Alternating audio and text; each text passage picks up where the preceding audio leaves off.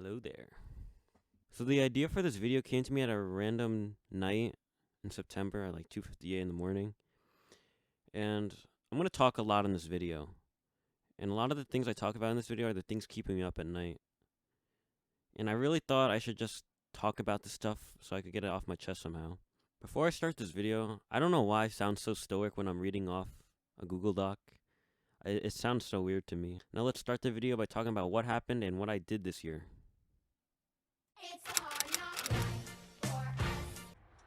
At the start of the year, I had many things to look forward to. I already envisioned what great things 2020 had in store for me. Little did I know. Honestly, January and February were great times. Being a second semester senior, you just felt so free. I remember finishing midterms and feeling relieved. All college apps are done, first semester is over, you just look forward to the fun times of senior year. But I don't really remember much, but I finished my last fencing season, which was really fun. And sad because I knew that I would stop fencing after my senior year.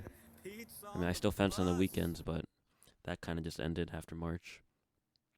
I went to my last youth retreat, which was great. I had a great time.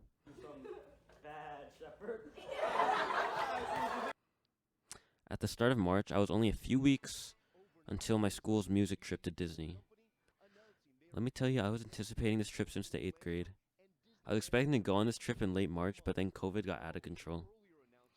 Remember when schools closed and we're like, see you in 2 weeks. Then I'll see you in April. Then I'll see you in May. So I regret to have to announce that as of tomorrow, our public schools will be closed. We will make a first attempt to restart our schools on Monday, April 20th.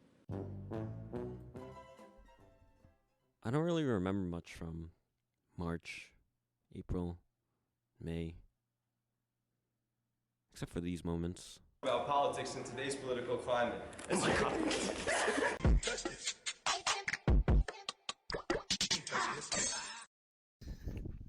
Oh hey, Ash about to go to bed. Sorry we couldn't Skype tonight, but that's alright. Good night, girl. I'll see you tomorrow. The way high school ended was very underwhelming. I'll tell you now, I couldn't really care of how my classes were going at the time. Like, just switching to online everything just didn't seem that important to me. But it really hit me that, I wouldn't be able to perform in one last concert. I wouldn't be able to go to one last meet. The fact that I won't be able to run around school getting my yearbook signed at the end of the year, no prom, and one really scuffed graduation. Matthias Cho.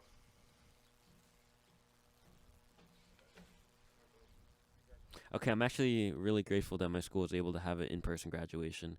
The way my school did it is that they split my grade up into 5 different ceremonies, but it still didn't have the same vibe. I have 4 older siblings, and I went to all 4 of the graduations. One thing that I thought was a very magical moment at their graduations was when everyone threw their cap. But when that moment came for my graduation, no one was allowed to throw their cap. Class of 2020. I also had a very nice COVID birthday.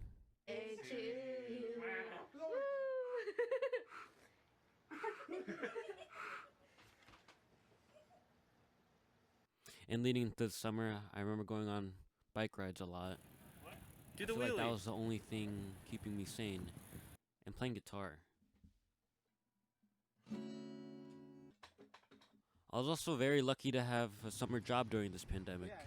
Make that bread. But when college started, I was a little excited, but then I found out that most of my classes were just recorded lectures. Although I did have one real-time class, school was really just not the same. It was so unmotivating, and it was near impossible to meet anyone new when you are completely remote. As I'm writing this now, the first semester of freshman year of college was a real struggle. Honestly, the material I was learning wasn't that difficult, but the mental game was the real struggle. I still sleep around 2 to 4 a.m. and wake up around noon, and that's become a habit. And I found it so hard to sleep ever since the start of quarantine. Yeah, the first semester of college just sucked. With some good news, Pfizer's vaccine has been approved and has been distributed to our healthcare workers, which is a great sign because it's a sign of the beginning of the end. My miracle? What's this? When I was in 8th grade, I had to read the book Paper Towns by John Green, and after I finished the book, I watched the movie. At the end of that movie, there was a prom scene, and shortly after, the main character, Q, says bye to his buddies, and they all drive away. I kind of imagined that the end of high school would be something like this, and it makes me a little bitter that I didn't have it. I know it's easy for people to say, just move on, you can't do anything about it, it's in the past.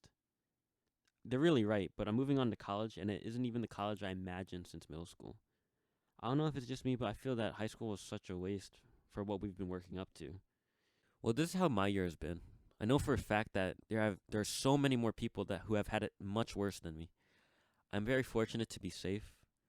There are thousands of families who have lost loved ones, lost their jobs, and ultimately are living a different life.